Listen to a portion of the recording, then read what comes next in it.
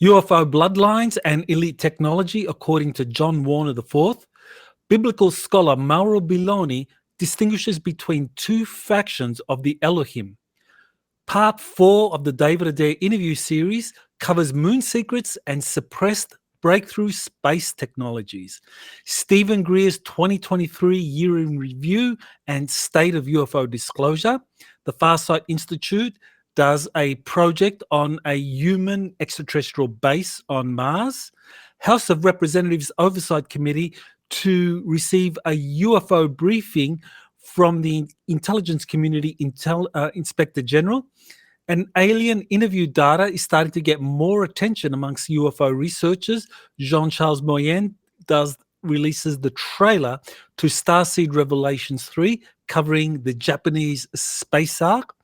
There's growing interest in evidence of human-looking extraterrestrials walking amongst us. An important disclosure project interview from AH concerning the Boeing Aerospace Corporation. And there's much debate over a recently released video concerning what appears to be a 10-foot tall alien walking in the streets of Miami. You're listening to Exopolitics Today with Dr. Michael Salla, your source for the uncensored truth regarding the human, extraterrestrial, global, and political agenda. Click the like button and subscribe to this channel. And now, here's Dr. Michael Salla. Well, welcome to the first episode of the Week in Review for 2024. It is going to be a bumper year for Exopolitics, and so I'm going to bring to you the top stories every week so that you learn what is the most exopolitically relevant story for that week. So I want to begin with what I covered since the last Week in Review on December 30. So there was an interview with John Warner IV on the Dark Journalist podcast. And John Warner IV, he's the son of a deceased US Senator, John Warner III. And John Warner, he got a bird's eye view besides his father, who had access to a lot of classified programs and went to see a lot of classified projects, or at least got to learn about those. And John Warner would accompany his father and got to meet some very interesting people. And we're talking people that are former generals or former CEOs for various corporations.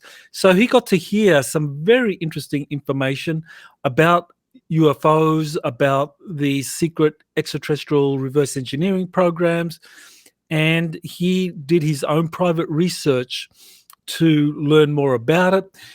Because his mother's side comes from the elite Mellon banking family, he had the opportunity to get entry at a very high level into this secret world of power, classified programs, but he chose not to. So he has become a maverick, and he has been releasing some very interesting information. So this is the interview he just did, the latest interview with Dark Journalist, and he covers UFO Bloodlines, Elite Technology.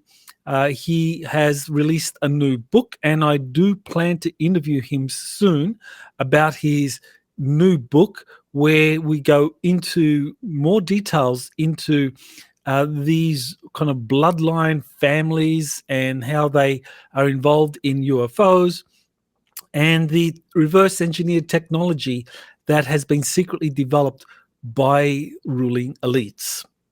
So that's something to be something I will cover in the future, but for the moment, I do recommend this interview he did with Daniel List on his Dark Journalist podcast.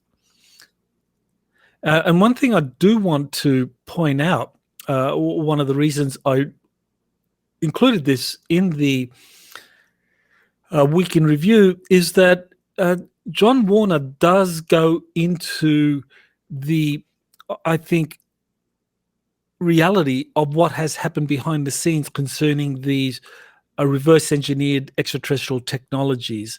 There's no waffling. There's no kind of enigma concerning these retrieved technologies that you get from a lot of researchers now that are focused on the David Grush and the Bob Lazar information, which seems to be predicated on the idea that, yes, a lot of extraterrestrial technologies have been recovered, but the corporations have been unable to successfully reverse engineer these. And so what we're left with is this kind of like enigma of these crashed UFOs and extraterrestrial biological entities in some kind of corporate facility. And there's this struggle involving, on the one side, the US Congress, brave whistleblowers, researchers, trying to get to learn, what is going on in these corporate laboratories where they have all this material, but they're not sharing it. But what is known is that they have not been successfully reverse engineered. So John Warner breaks through all that, and he's very clear that these technologies have been reverse engineered. Okay, so here is a tweet from Elena Danan where she points out this interview with Mauro Biglino, who is an Italian biblical scholar, and he is a world-renowned translator for the Bible using the interlinear translation, the interlinear version, which is the word-for-word translation of both the Old Testament and the New Testament. So that's where you get the Bible in its raw language describing different events and different beings. And so he has done this kind of a biblical translation for decades. And so he's come out to point out that there's not just one God, Yahweh, in the Bible, which is the kind of conventional view you get from most biblical researchers, Bible translators, and of course the general public, worshippers, and so forth. But in fact, that there's more than one, there's several, and that these are the Elohim. And what Mauro Biglino does is that he describes that there are different types of Elohim. Now, for those of you that recall last week where I did a segment where I criticized a well-known researcher for putting out the information that the Elohim are evil and that they're here to oppress us and kind of like control and eat us, that in fact that there are nuances here, that they're both good and bad, positive and negative Elohim. And Mauro Biglino, he released a video kind of shortly after that. So I don't know if this kind of like, if that my video kind of like inspired him to put something out. But his video where he describes these two different types of Elohim is very, very important. So what he does is that he compares different Bible versions, and that is different Bible versions, and compares that with Greek theology. And so he describes how there was a faction of the Elohim that followed Yahweh, and Yahweh was a warlord, and Yahweh was manipulating humanity and enslaving them, really, and that there were in fact two factions of Elohim. One was the faction that were war lovers, and the other was the faction that loved art and philosophy. So this is where we get back to here. This is where I get to cite what Mauro Biglino said in his video. He says, and at the timestamp 1535, what he says is that Hephaestus and Athena, they are the two Greek gods of wisdom and technology, are lovers of art and philosophy. Yahweh, on the other hand, was war-loving. So there you have two factions of the Elohim, or two factions of the gods, if we're using the Greek kind of pantheon as a guide, that describes how these different Elohim, some were war lovers, others were wanting to promote art and philosophy amongst humanity. And also one of the things that Mauro Biglino pointed out was that the supreme god, or the Elohim, had different lots cast before them, assigning particular Elohim to different regions. So that what that suggests is that you had the earth being assigned to different Elohim. So like Athens would be well, if we're talking about the Greeks, Athens would be assigned to, say, Athena. Sparta would be assigned to the Greek god of wars, Ares, and similarly in the biblical account, or in the account we get from Sumeria, you have these different assignments of Elohim or Anunnaki being assigned different areas. And so what we get is that the earth was divided up for the Elohim, and particular Elohim would get control over different territories.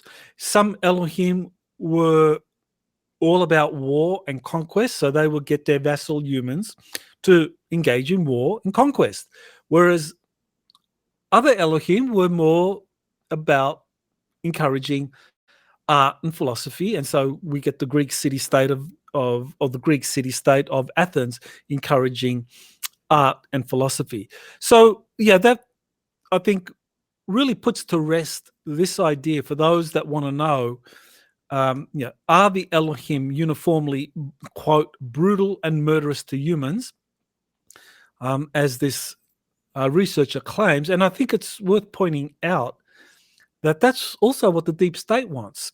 The deep state wants us to believe that the gods, the ancient gods, were all evil, brutal, murderous, and this is something that we need to kind of like be wary of, that the returning gods are uniformly evil, brutal, and murderous.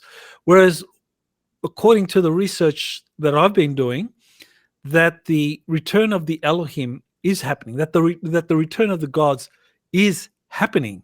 And what we need to do is to be nuanced. We need to identify who are the war lovers, who are the ones that are the lovers of art and philosophy. Because the war lovers, well, they're just going to manipulate us because they want to use us as vassals in their wars, because they see us as just blunt instruments that can be used to take over territory belonging, in their perspective, to other rival Elohim or rival Anunnaki. Whereas the lovers of art and philosophy, they work together. They collaborate. So, okay, now we move to the new year. So on January 1st, my very first podcast for the new year for 2024 was the concluding part of the David Adair interview series. And this is Moon Secrets and Suppressing Breakthrough Space Technologies. Now, this covered the final stage of David's career, and I thought it was very interesting that he got to talk about this National Technology Transfer Center. That I didn't know about that NASA had created the National Technology Transfer Center and assigned it responsibility for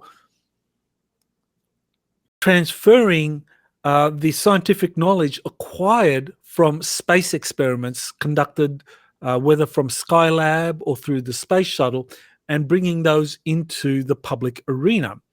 And while there were some technologies that were released in this wave, and NASA talks up the space technologies that have been applied and have become kind of mainstream in terms of schools and industry, David Adair's experience was that a lot of his more innovative technologies were shut down. And one of these technologies involved a cure for diabetes using some electrical biological process he called electrophoresis. And so this NTTC, even though it was set up to try to disseminate these technologies, what David found was that when that technology was presented to that organization, it had lack of funding and lack of support to kind of push that technology through into the public arena. And so it would die. It would essentially disappear. And so that frustrated David to no end. And in the interview, he described, as I recall, 5 technologies, advanced space technologies that he worked on that were stifled in that way. So by the end, by 2003, he was just sick and tired of it. And so that's when he retired. And he began to work with artificial intelligence and developed his own private laboratory. And so he has very clear views about the dangers of AI. And he has a very kind of not such a positive view about where we're heading as a civilization. And he kind of felt that at the end of the day, it would be the return of a positive extraterrestrial fleet associated with this ancient extraterrestrial organism or entity called Pithalum that was using his body as a life jacket. So fascinating interview. The 4-part series was really fascinating, and I will continue to liaise with David, and hopefully we will do future interviews. And of course, I will let you know when that happens. Now we get to Dr. Stephen Greer, and he released a year in review and the state of disclosure. And so he discusses what has been happening around the planet. Now, from the get-go, I just wanted to be clear that I do have concerns about Dr. Greer's data curation, where he only presents data that supports his extraterrestrials are benevolent narrative. So that is a problem, but nevertheless, he makes many valid points in his 2023 year in review and the state of UFO disclosure. And I just wanted to touch on some of these more critical points because I think it's important. I do highly respect Dr. Greer for all the work he's done for over 3 decades now in bringing out the truth. And I think he has a really excellent understanding of the secrecy system and the tools of repression used by the deep state to keep the UFO extraterrestrial information out of the public arena. So he's definitely worth listening to. And so here's some of the points he raises in his video that I thought were very interesting. He's got hundreds of first-hand witnesses. I think now he says that overall he's got close to 1,000 or maybe over 1,000 first-hand witnesses that he has spoken to that have revealed their participation in extraterrestrial projects over the decades.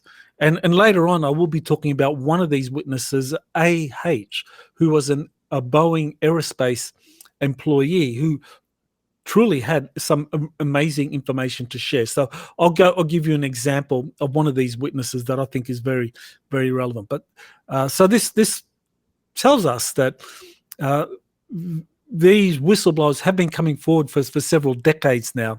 It's not a new phenomenon because that is one of the things that, unfortunately, this kind of this modern era that is focusing on the testimonies of people like David Grush, Lou Elizondo, they get caught up into thinking that, well, this is where the pioneering UFO research is happening now.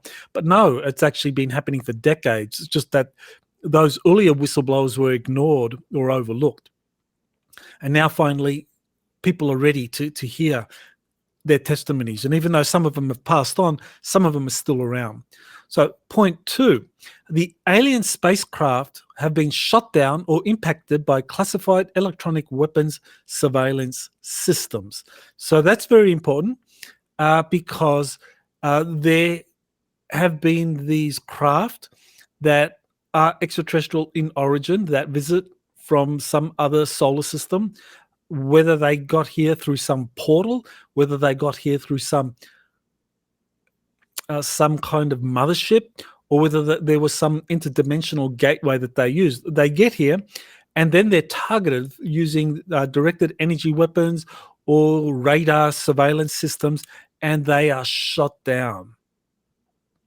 So it's not just that they come here from some other world through some portal or some other ship, and they just crash because they're poorly designed. No, they're being shot down. Now, that's important to acknowledge. And he has witnesses, whistleblowers that talk about that. And later on in this week in review, I will be talking about the case of Daniel Suter, who worked with the National Reconnaissance Office.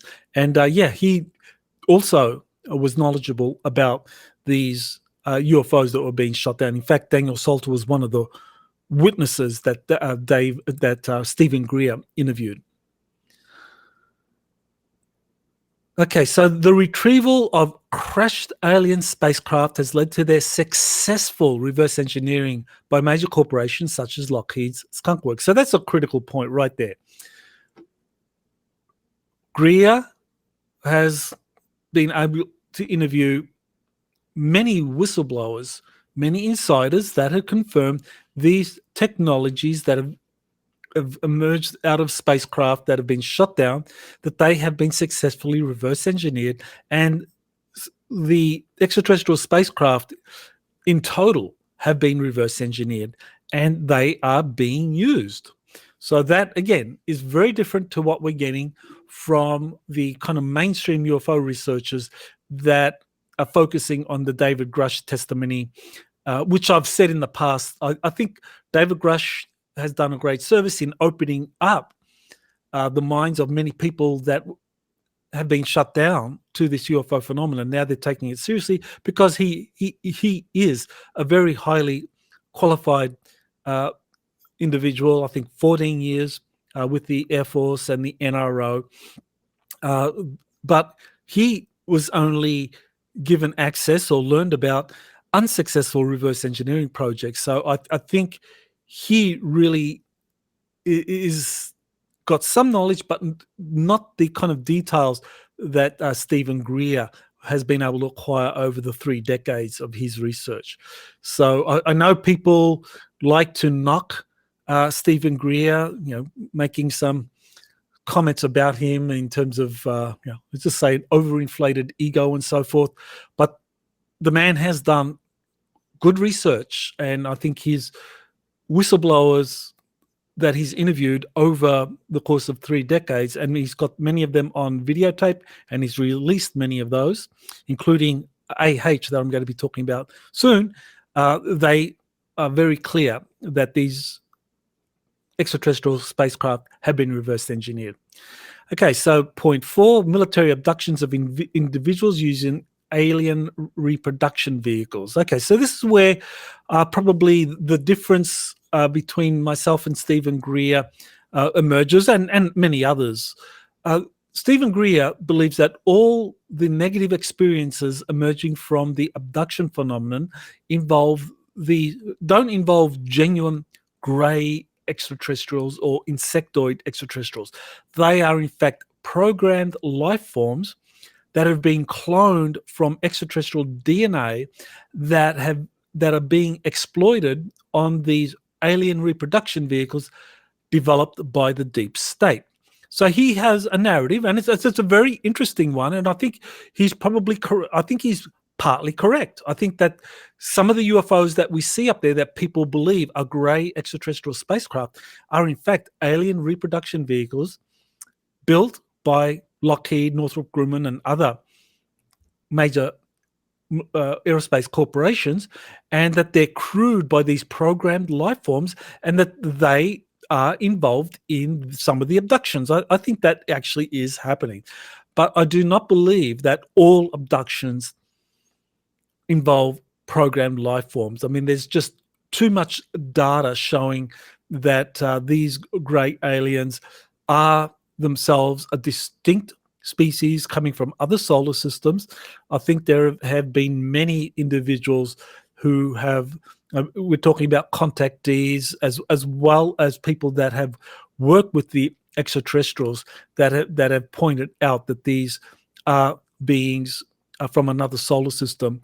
And you have, for example, Dan Sherman, who wrote the book Above Top Secret.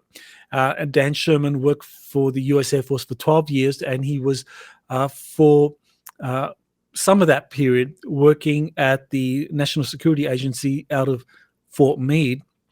And he found out about these agreements between the secret government or military authorities and these grey extraterrestrials. So we're not talking about programmed life forms. We're talking about grey extraterrestrials from another solar system that were giving information to the NSA about how many humans they had abducted. And so there's many more cases like that. So yeah, so I think Greer is partly correct, but not fully.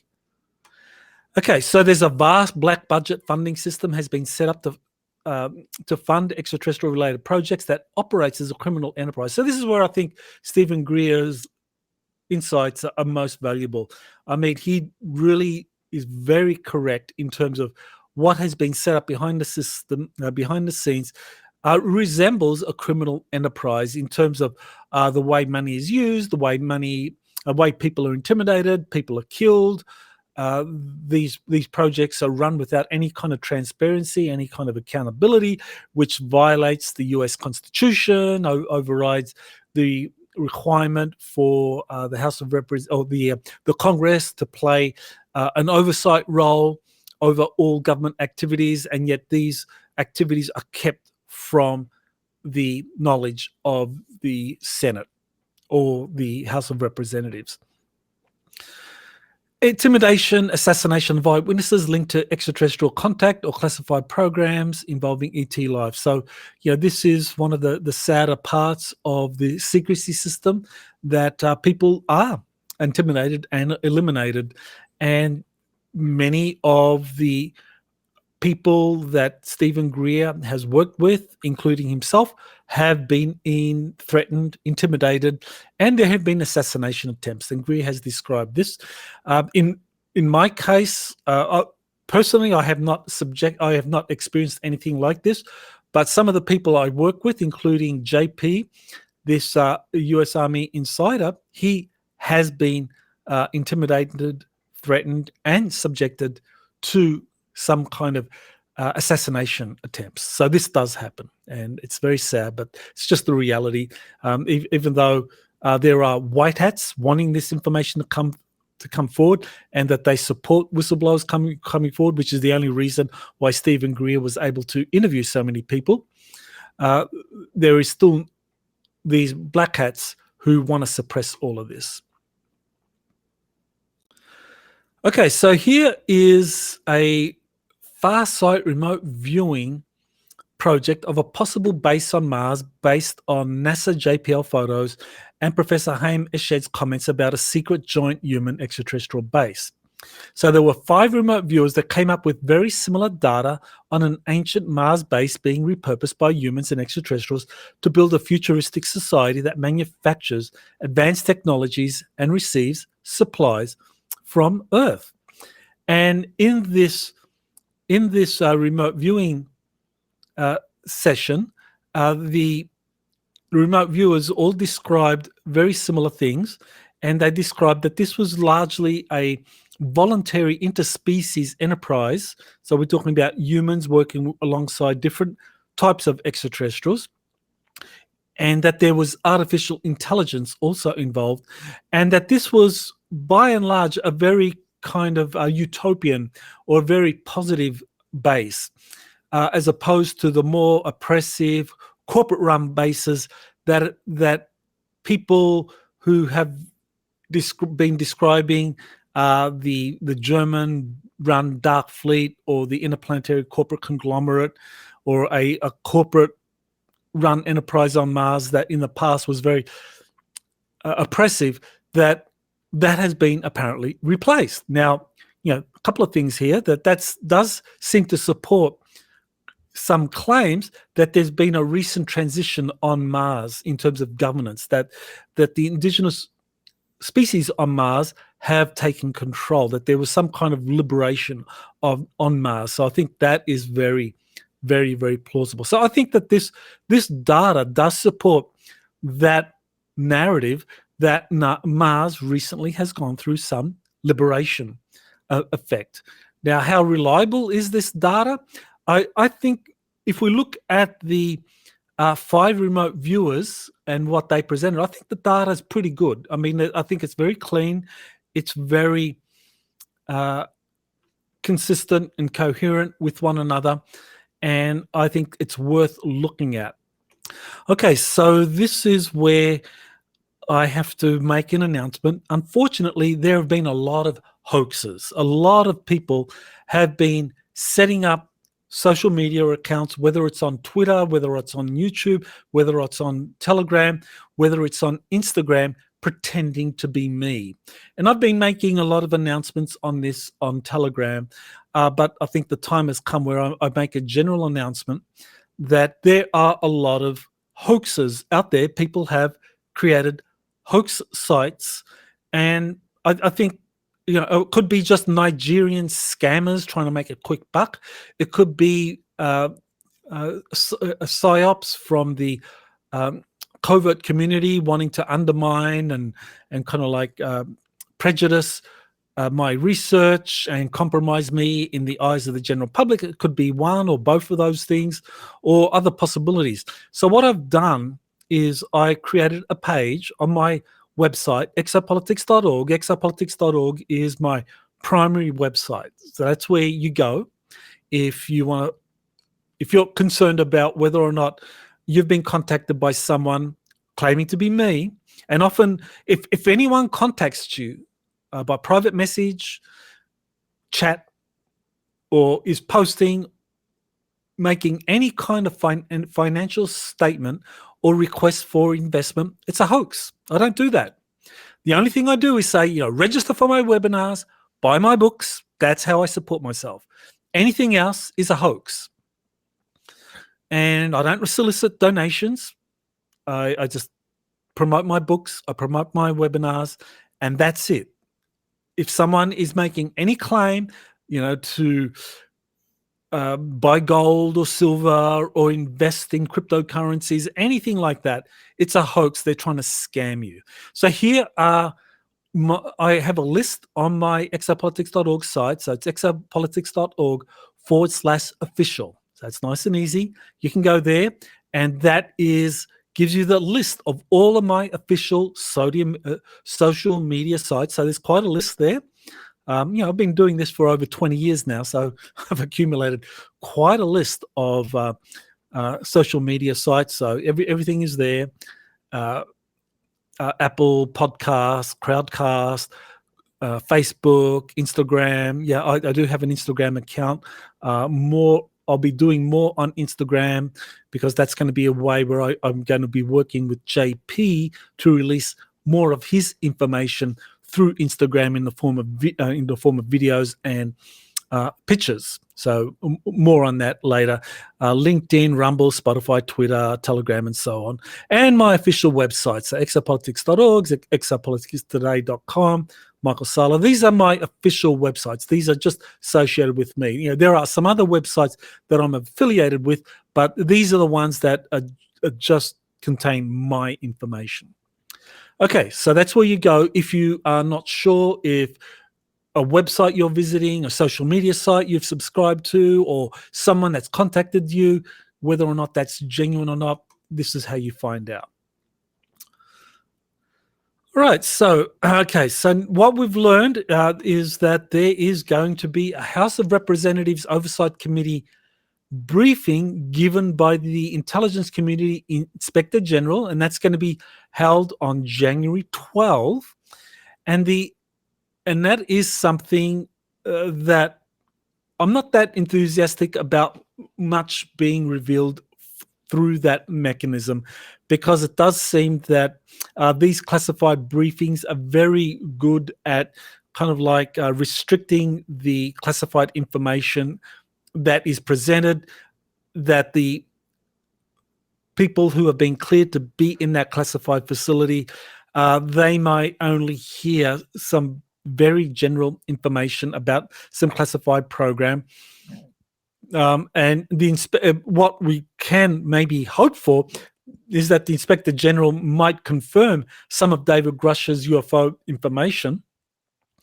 Now, how much of that can be disclosed, we don't know, but I think that would be a positive thing because, as I've already mentioned, David Grush is front and center of this kind of recent push to get classified information concerning UFOs, retrieved alien spacecraft, released into the public arena. So that's a good thing. That's a positive thing, even though, as I said, I think it may be kind of like part of a limited hangout because you're not revealing the truth about what has been reverse engineered. But nevertheless, I think it is a step in the right direction. So if the Inspector General confirms some of David Grush's information, that is a positive development. But how much of that can be disclosed? Now, this is where we get into the possibility that some of these House representatives, people like Congressman Tim Burchett, who's been very vocal, and of course there have been other members of the House of Representatives. Matt Gaetz is someone that comes to mind, who have been wanting to get information out there. So if they hear something in a classified setting, could they reveal it in the House of Representatives? That I believe there is some kind of protection that members of Congress have for revealing information in the House of Representatives, where if they did it in the public arena, they could be prosecuted or arrested. But I think if they do it in the House of Representatives, they do receive some protection. So that will be interesting to see. Okay, so here we have something concerning an interview that Danny Shien did. He is also one of these Disclosure Project witnesses.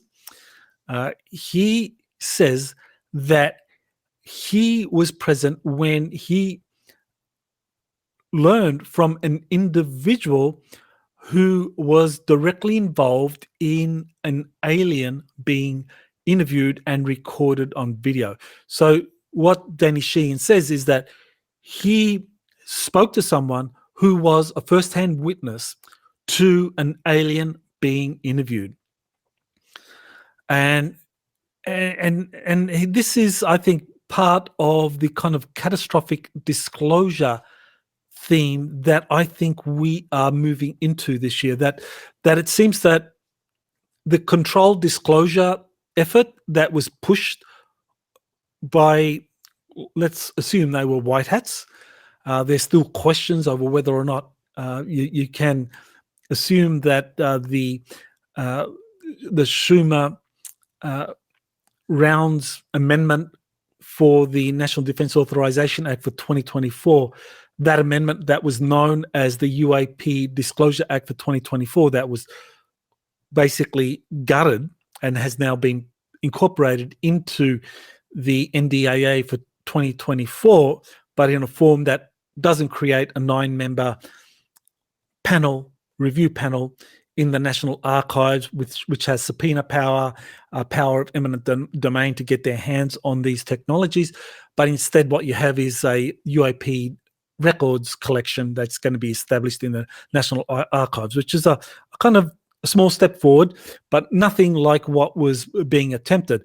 So that controlled disclosure initiative is generally accepted to have failed. And so now the other scenario is catastrophic disclosure, where you're going to have a lot of whistleblowers coming forward, and they're going to come forward and just spill the beans on what they know and what's been happening, and that this is what's going to be supported. In a way, if you go back to 2001 with Stephen Greer's Disclosure Project, that was an example, I think, of catastrophic disclosure. But what happened was that the world wasn't ready for it at the time, or it was shut down. That it just didn't happen. Now there are efforts to kind of do that again, but have a lot more whistleblowers coming forward. But now the world media is paying attention. So with David Grush, you've got him being one of the whistleblowers. You have other people in the background that are going to be coming forward talking about this. Michael Schellenberger is an investigative journalist, and he says he's spoken to up to 40 whistleblowers, 40 insiders that are wanting to come forward. Now, at the moment, then they haven't come forward, so technically they're not whistleblowers. But when they do come forward, they will become whistleblowers. So that could be catastrophic disclosure. So one of the aspects of catastrophic disclosure is that people are going to come forward and say, "Yep, the alien interview videos are real. I was there. I saw that," or "I know someone that was there." And so this alien interview genre is, I think, going to be something that experiences the light of day very soon. And very interesting that back in 1987, so we're talking, what is that, 37 years ago. My math still works. That's good. I was a math teacher once, believe it or not. Yeah, back in 1984, I was a math teacher for a year, and actually 6 months.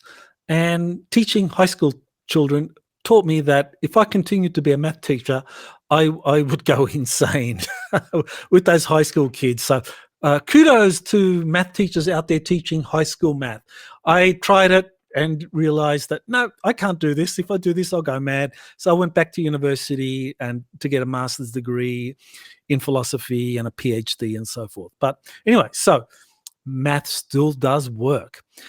So this is someone, Jon Stewart, not to be confused with the comedian. Jon Stewart is a former wrestler, and he became very interested in the 1997 alien interview leaked by a whistleblower, Victor. And he's done a lot of research to show that the alien interview by Victor is genuine. And here he found this interview featuring John Lear, and so here is Jon Stewart talking about this segment in an interview featuring John Lear. So let's just kind of move forward a little bit. So there you have the alien interview. This alien, at this point in the interview, he's under distress, and there's a medic there trying to help him, but he was being interviewed. And interestingly, what Jon Stewart found was this 1987 interview that John Lear did with George Knapp back in the day.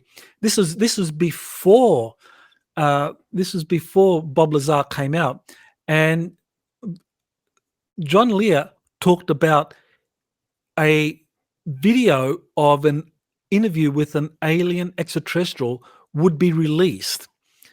And so 10 years later, you have Victor releasing the video of the alien being interviewed somewhere at Area 51. So I thought that was very good investigative journalism by Jon Stewart to find that additional piece of corroborative data showing that these alien interviews videos are real. And I've done a earlier interview with Jon Stewart. I do plan to do a follow-up soon where we've talked about the 1997 alien interview as well as some of the other alien interview videos out there. So I think this is probably likely to be part of the catastrophic disclosure that lies ahead in 2024. Okay, so now we move to this this video trailer that was just released by Jean-Charles Moyen. So in his trailer, this is going to be Starseed Revelation 3. So that's where Jean-Charles presents his data, evidence that he has acquired supporting his direct experiences. Now, John Charles is very unusual among contactees or secret space program insiders, is that he actually goes to a lot of effort to present evidence supporting his experiences. He just doesn't tell the story, which is what a lot of whistleblowers or in secret space program witnesses do, that they just come forward, they tell their story, and they don't present data or any evidence supporting that story. And that's why it's a pleasure to work with people like Jean-Charles Moyen, people like Elena Denham, and JP, the Army whistleblower or insider that I have been working with, and Tony Rodriguez, also another one, that all of them do make the effort to present evidence. And so that's very important for what lies ahead. And it's very interesting that they are not being interviewed by the kind of wider alternative community. Why is it that only people that have these stories without any evidence to support them, why is it only they are being interviewed? So anyway, so Jean-Charles Moyen in Starseed Revelation 3, he presents his data concerning his experiences of visiting a space ark in Japan under Mount Fuji, both as a youngster. I think he was 10 years old when he was first taken there, and then as an adult, where he met the custodian of the space ark, and also him having knowledge of a previous life he lived in Japan. So that is what Starseed Revelation 3 that is going to be coming soon. So we can look forward to that, and I'll let you know when that comes out. Okay, so again, as we move into this year of what I think is going to be catastrophic disclosure, people are going to start to awaken to the data concerning human-looking extraterrestrials living amongst us. So here's one, a tweet by the One, and he describes 3 kinds of human-type aliens. They walk amongst us. So this seems to be from one of the old-style internet boards back in the 90s. And I think this was probably either from John Lear himself or from Val Valerium. They used to put out a lot of this type of information concerning different types of human-looking extraterrestrials and different types of extraterrestrials out there. So here you have 3 human-type aliens. And so, yeah, he describes that.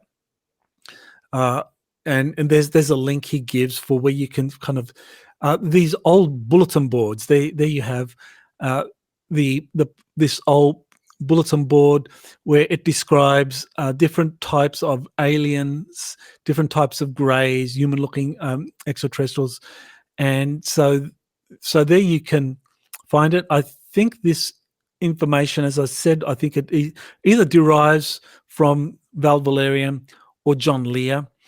But what I wanted to point out was that that information is decades old now. We're talking the 1990s. What I did was in 2004, I presented a typology of different extraterrestrial races, including up to 10 human-looking races.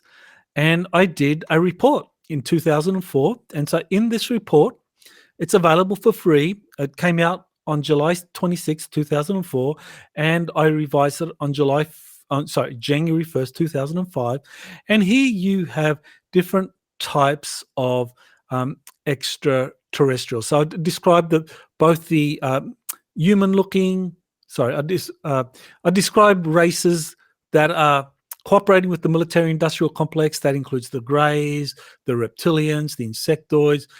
So there's a table here. Table 1, extraterrestrial races cooperating with the military-industrial complex. So the short Greys, the tall Greys, indigenous reptilians, draconian reptilians, a faction of Syrians from Sirius B, and the Anunnaki, a faction of the Anunnaki.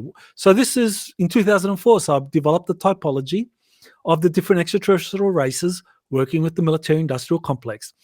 And then I developed a similar table for the extraterrestrial races that are outside of the military-industrial complex. And this is where you get the humans, the human-looking races. So we have the Talusians, you have the inner Earth humans. Some people describe them as inner Earthers, some as Telothians, some as Agathans. We have the Lyrans, you have the vegans, no, not the ones that eat vegetarian food that doesn't have any kind of animal product or genesis in it. We're talking of beings from the Vega star system. So the true vegans, okay, or also known as Lyra. Of course, the Pleiadians. Now we know that there are different factions of the Pleiades. It's not just Pleiadians in general that are outside of the military-industrial complex. We know now from more recent sources that there are negative groups of Pleiadians as well. Procyons, they were also positive guys. Talcedians, Andromedans, Syrians, a positive group of Syrians from the Sirius A star system. Some of these are feline looking, so these are the lion type of Syrians, and so on. So so when we're talking about human looking extraterrestrial races, there's much more than just 3 amongst us. There are at least 10 that I named. Now, so I developed that typology, that paper. I developed that in my 2013 book, Galactic Diplomacy, Getting to Yes with Extraterrestrials. Or Getting to Yes with ET. That was the subtitle. So that was in 2013. And so I presented some pictures in there, some more data. I expanded that. So that's where my efforts in describing these human-looking extraterrestrials living amongst us, and I present all of the data that I could find in the day. So I go over people, going all the way back to the early contactees. We're talking about George Adamski, Howard Menger. Then you have the testimonies of more other contactees, Alex Collier. I also talk about Command Sergeant Major Robert Dean.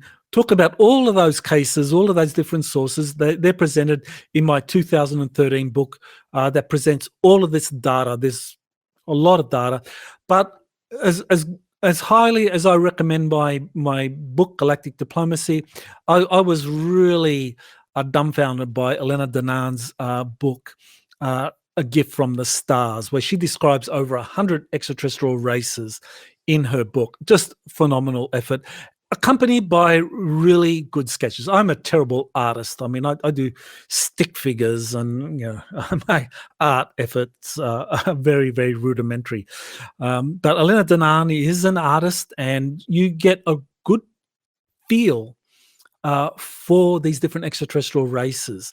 And I highly recommend that book, not just in terms of the wealth of information and data that Elena put together in her A Gift from the Stars, but also because reading that material helps you, the reader, resonate with which group you are associated with. I often get a lot of people contacting me saying, "Oh, I feel that I'm a Starseed, but I'm not sure which group I work with." And I would, in the past, I told them, "Oh, read my 2004 paper or buy my Galactic Diplomacy book." But now I tell them, just get Elena Danan's 2021 book, A Gift from the Stars, and whichever group you resonate with, that is probably the group you're a Starseed from. And I think this is going to be part of the catastrophic disclosure for 2024. More and more people are going to pay attention because, it's Pandora's box being opened. It's not just, the corporations are have retrieved some extraterrestrial spacecraft, and they're studying these, and we'll let you know when they reverse engineer it. No, it's going to be much more than that. We're going to learn about the alien reproduction vehicles. We're going to learn about the alien interviews. We're going to learn about the human extraterrestrials amongst us. We're going to learn about the different extraterrestrials, positive and negative, that are flying into our solar system or have flown or been interacting with us. This is catastrophic disclosure, and we might see at some point some of the motherships, some of the beings walking, some of the extraterrestrial spacecraft flying over US or world cities. Okay, so here's my interview with Daniel Salter's grandsons. Their name, Derek and Daniel, and they are very knowledgeable about their grandfather. They have present. This is my second interview with them, and so it's part 2 of an ongoing series. And what they presented in their first interview with me was some of the information that they had found, old documents supporting their grandfather's participation in this classified space program or the crash retrieval operations involving extraterrestrial spacecraft. And Daniel Salter wrote a book called Life with a Cosmos Clearance. And so we talked about that in the first interview we did. So in this second interview, we get to talk more about that, but we also talk about documents that they got from the National Archives, giving more details about Daniel Salter's 30-year plus career he actually was with the US Air Force for 20 years, just over 20 years, and he reached a very high rank as an enlisted officer. As an NCO, he reached the rank of E9, which was Command Sergeant Major, which is the highest rank, or was at the time, for a non-commissioned officer. And so he was, and then at the end of that, he was recruited into the National Reconnaissance Office because of his expertise and knowledge about classified programs, and he knew about UFOs during his 20-plus year career with the US Air Force. So then he was with the NRO for another 10, 12 years or so, something like that. And he retired in the early 1990s. And so what Daniel and Derek were able to get from the National Archives were more records concerning his Air Force career. The NRO records have not been released. The NRO has not acknowledged Daniel Salter's work with them. But nevertheless, there are things that Daniel Salter did, like he was able to drive with an NRO license plate on his car into a military base without being pulled up. And Daniel and Derek tell the story about, I think it was their father who drove Daniel Salter's truck onto a military base, or maybe he was with Daniel Salter and he was just waved through. And the reason the guards gave was, they said whenever they see a license plate with NRO, they don't ask for an ID or anything like that. They just wave them through. So that supports that Daniel Salter did work with the NRO. He was involved in alien crash retrieval operations. He was involved in silencing witnesses that had seen extraterrestrials, seen UFOs, or been in any way involved with these crash retrieval operations. So Daniel Salter was a Disclosure Project whistleblower with Stephen Greer, and so his testimony is very significant. Okay, so this is the individual I spoke about earlier, A.H. He was another Disclosure Project witness. He worked with the Boeing Aerospace Company, and even though he did not actually speak at the Disclosure Project press conference, there were 21 witnesses that spoke at that. I believe Daniel Salter was on the stage of that, but he got too nervous to actually speak, apparently. And that shows you some of the stress that comes from the threats and intimidation that is leveled against these witnesses. Daniel Salter was prepared to speak at the Disclosure Project press conference, but didn't because he was just too nervous from all the threats that he had received. So here we have A.H., and he was a Disclosure Project witness, and his testimony was included in the Disclosure Project book. And that is a book that came out in 2001. It's simply titled Disclosure. And Stephen Greer released that in 2001, and it had 60 whistleblower testimonies. And when I made that shift from being a full-time university professor to becoming a UFO researcher, that book made a huge difference for me. That book had the testimonies of 60 whistleblowers, 60 insiders in it, the transcripts of their interviews, a phenomenal accomplishment by Stephen Greer. So for me, in the early years, that was my Bible. I would consult that Disclosure Project book, and AH's testimony was part of that. So here are some of the key takeaways from the interview that, and what I wanted to point out was that AH's interview has just been, just released. All you see is the back of his head. He was someone that was very concerned about being outed, so he just used the pseudonym AH. He worked with the Boeing Aerospace Corporation, so it's well worth listening to this interview to really get a good idea of what's going on. So he's speaking both from his first-hand experiences and knowledge of these projects, but also what he was told by other first-hand witnesses. Now, here are my takeaways, my 13 takeaways. So I'll go through this kind of pretty quickly so that we can finish this hopefully under an hour. So first takeaway, he actually interviewed or got to talk with four-star General Curtis LeMay, who had direct knowledge of the Roswell UFO crash and alien spacecraft stored at Area 51. So that corroborates what David Adair says, that David Adair was protected by General LeMay because General LeMay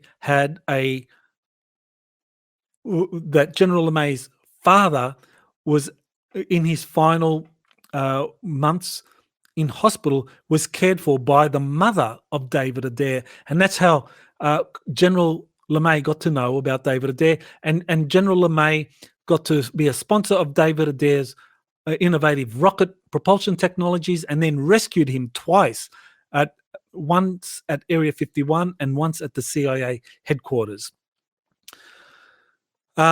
Second takeaway, the CIA became the custodian of classified UFO materials and stole them from the US Air Force. So General LeMay confirmed that it's not the Air Force that has the most highly classified UFO files. They were taken by the CIA. And that corroborates what we learn from leaked Majestic documents, that President Kennedy did not command the Air Force to release classified UFO files. He requested those classified UFO files from the CIA director, Alan Dulles. Okay. Third takeaway, the Majestic 12 control group is real, but it's been renamed. One of the names is Zodiac, which makes sense. Majestic 12, Zodiac, 12 signs in the Zodiac. Fourth takeaway, Henry Kissinger and George Bush Sr. were very familiar with the extraterrestrial subject. Henry Kissinger was associated with the Majestic 12 control group. Tonopah Test Range, that's adjacent to Area 51, that is also involved in the study of UFO craft. And this corroborates the Niara Isley information. She was worked with the Air Force. She was involved in using advanced radar tracking, and she was taken to Tonopah Test Range to test the most advanced radar tracking system that the Air Force had at the time, and this was between 1981 to 1984, as I recall.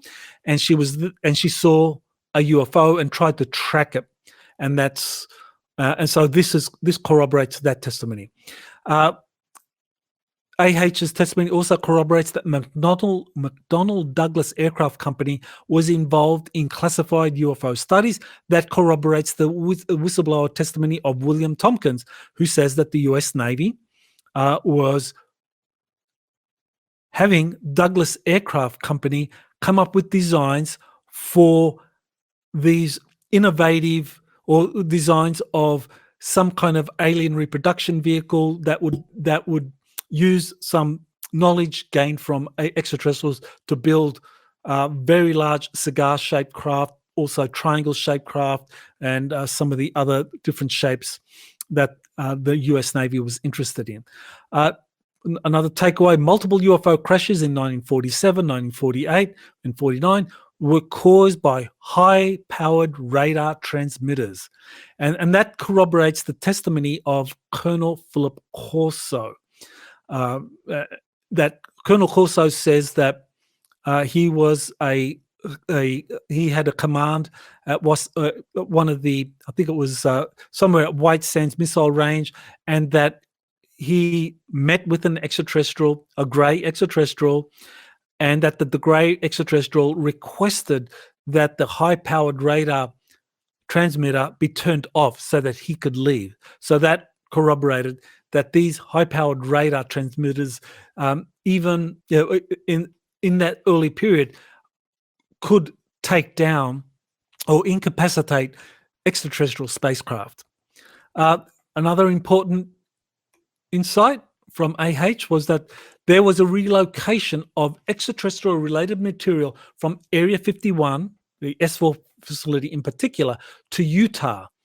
And AH says that they moved up to 40% of the material that was held at S4 to Utah. And this corroborates William Tompkins' testimony about the US Navy building its secret spacecraft out of Utah. That these very long cigar-shaped craft that became Solar Warden, that the first vehicles were constructed in the 1970s and 1980s out of Utah. Ninth takeaway, Project Red Light involves the reverse engineering of captured extraterrestrial spacecraft. So Project Red Light is the name given to this effort to reverse engineer extraterrestrial spacecraft. And I've already mentioned, according to David Grush and more recent whistleblowers, this has not happened yet successfully, but of course, witnesses associated with William Tompkins, Stephen Greer, they say yes, it has happened. Okay, 10th takeaway, President Carter left out of the loop on classified UFO files, so that corroborates claims that most US presidents are left out of the loop, apart from President George Herbert Walker Bush. Number 11, underground ET base in Puerto Rico. So this is very interesting. So AH confirmed that there's an underground extraterrestrial base in Puerto Rico underneath a lake. Now, what's interesting, for those that have been following my JP testimonies, I interviewed JP's father. And what he said in our interview was that he saw a very large orb, very large object coming out of a lake in Puerto Rico, and that he had an interaction with it, missing time and so forth. So that shows that there is an intergenerational phenomenon happening between JP and his father and this underground extraterrestrial base in Puerto Rico, or maybe underwater extraterrestrial base in Puerto Rico. So very interesting. Number 12, Project Looking Glass, that exists, that this is an attempt using extraterrestrial technology to look into the future, to predict future scenarios and outcomes. So this corroborates the testimonies of Dan Barish and Andy Bashiago, that Project Looking Glass is real.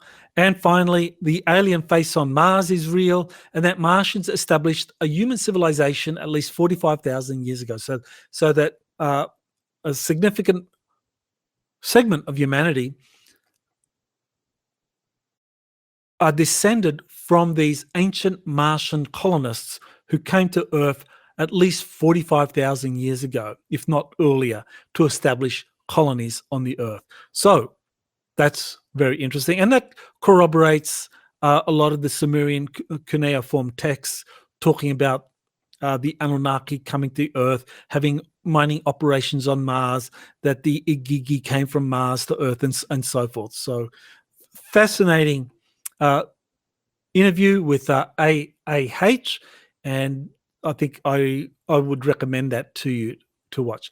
So here is something that is breaking news. Just before I recorded the Week in Review, there was this incident in Florida at some mall, Bayside Mall, that generated a massive police presence. And people started posting videos of what they thought was a very tall alien entity walking around. And so this is the question. This is the debate. So there's a lot of debate whether or not this incident, and you can just see it now. You can see this being here walking around. Some people believe that that is like a 10-foot tall alien. And it does look very, very tall. And so you see all these police cars lined up here, and there was a massive police presence there. Now, some people say, well, this incident just involved the police intercepting or dealing with a lot of young people fighting, and that did happen. So, and that's leading to the debate. Was this incident just featuring? Was this incident really about a very tall being, an extraterrestrial presumably, or was it associated with a youths fighting? So here's the still shot showing that being, and again here it is circled. And here's another video I found that maybe shows that little. Oh, let's do that again. That shows that. Okay, so here's another video that shows that a little more closely, and so here again you can see this figure, but it's not clear that we're talking about one tall being, a 10-foot being, or could it be two? Some people believe that it could be like two people walking side by side. So there might be a very mundane explanation for this, but it's very, very interesting nevertheless. So that's the breaking news at the time of this Week in Review. So I'm glad you joined me for this. So it is going to be a huge year. Very soon I will be announcing my first webinar for February 3, which is going to be what's coming in 2024, and we're going to be looking at catastrophic disclosure. And so I've covered information in this presentation that I think does lend itself to this catastrophic disclosure scenario. Again, to overcome the algorithms, if you can like and share this Week in Review, would very much appreciate that. So thank you. I hope you had a wonderful New Year's celebration. We did, and I will be giving you another update next week from my new home, and I will be very pleased to announce that in my next Week in Review. So thank you and aloha. You have been listening to Exopolitics today with Dr. Michael Salla. Please remember to like, share, and subscribe to this channel. Join or start a conversation in the comments. Take the time to explore the vast library of best-selling books, webinars, and podcasts by Dr. Salla. Visit exopoliticstoday.com.